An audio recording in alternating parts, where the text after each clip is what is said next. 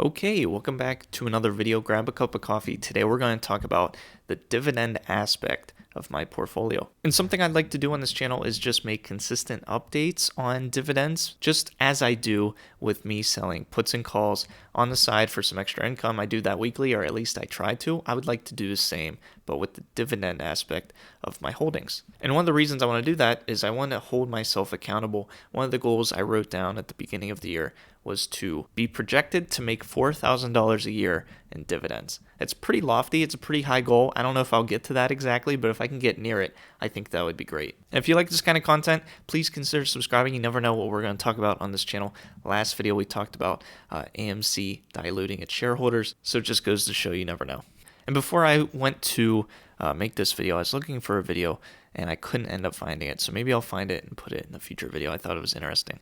But the tool I use to track all of my dividends is called Propeller. And this used to be on a website called Dividend.com. Dividend.com had like a dividend tracker tool, which I used. And because I used that, they actually spun off, and I don't know if they still own this or not, but they spun off an app called Propeller, which did the same thing, but it wasn't through Dividend.com. It was just its own separate app. And because I used that on Dividend.com, they added me to one of the first users on Propeller. So if you like what you see here, it looks like you can request early access. I don't know how instant you'll get access, or maybe you have to wait a while. I'm not sure. But what it allows you to do is just enter all of the positions you hold, or you can even link up brokerages, and it'll project how much you are to make in dividends in the next 12 months. And it breaks it down by month, so we can see in March I'm projected to make $232 in dividends. This is how many have been actually declared by the companies, and this is how much is estimated based on past results. So as of right now, if this holds true and everything gets declared as this projects it, I am to make $2,767.42 in dividends off the positions I hold.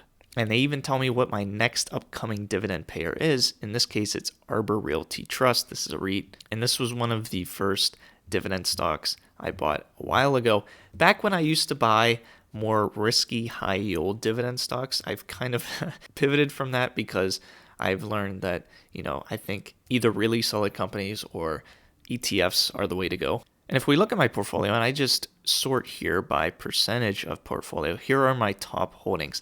And on these red days, what I specifically like to buy are this number 3 and number 4 position, SCHD and VOO. I just dollar cost average in these two, and it obviously adds up over time, and therefore the dividend payout from these adds up over time. You can see SCHD makes about 4% dividend yield, while VOO 1.86. But this REIT right here, New York Mortgage Trust, is a good example of a high-paying dividend yield company with a price that consistently seems to go down. We can see over the last year it's down 34%, and this is what would be considered probably a yield trap. I also a while back ended up dumping a lot of AT&T stock because I personally didn't see that stock going anywhere anytime soon. And yeah, this is pretty much it. It's just a cool way for you to enter your holdings, either manually or link a brokerage. I enter them manually because I don't really want them to have access to my accounts, but if you want to do that, you can. Because I use multiple brokerages, I ended up writing a Python script which compiled all of the data